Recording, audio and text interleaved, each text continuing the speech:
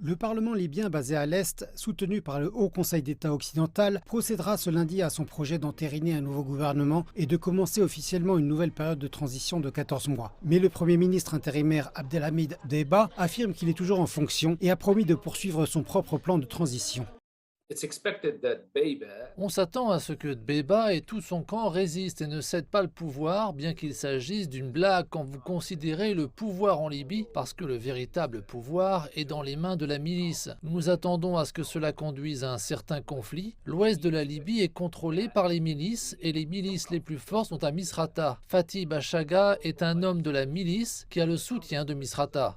Le nouveau plan du Parlement pour un référendum constitutionnel et un nouveau gouvernement a été concocté en consensus avec le Haut Conseil d'État. Pour la première fois, le Haut Conseil d'État aura des droits constitutionnels reconnus par le Parlement. Il deviendra donc un partenaire législatif. Ils ont élu Fatih Bachaga parmi 4 candidats. Celui-ci a obtenu 149 voix du Parlement et environ 52 du Conseil. Auparavant, la Libye n'a jamais vu un tel consensus entre les deux organes législatifs. Néanmoins, Bachaga doit encore franchir une étape importante lundi, qui est de faire entériner son cabinet. L'ancien ministre de l'Intérieur affirme que ces candidats représentent tous les groupes géographiques et démographiques de la Libye. Toutefois, de nombreux Libyens se disent fatigués de ces conflits politiques et souhaitent que des élections soient organisées aussi rapidement que possible.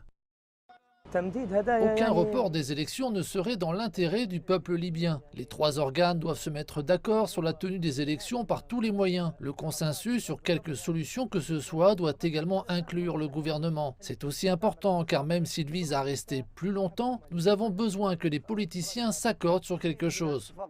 Nous avons un délai fixé par l'accord de Genève pour une transition d'1 an et demi qui doit aboutir à des élections et celui-ci se termine en juin. Les autorités doivent organiser les élections avant, sinon je crains que nous n'entrions dans un autre dilemme où il n'y aura personne reconnu par tout le monde et où une nouvelle guerre pourrait émerger. Abdelhamid Deiba, qui a refusé de quitter son poste après que les parlementaires ont voté son départ, compte sur la mobilisation du soutien populaire. Il a promis une aide financière de plus de 500 millions de dollars à la population et la tenue d'élections en juin. Mais étant donné qu'il n'a pas réussi à organiser le vote au cours de l'année dernière, certains pensent qu'il ne devrait pas être en mesure de le faire en à peine 3 mois.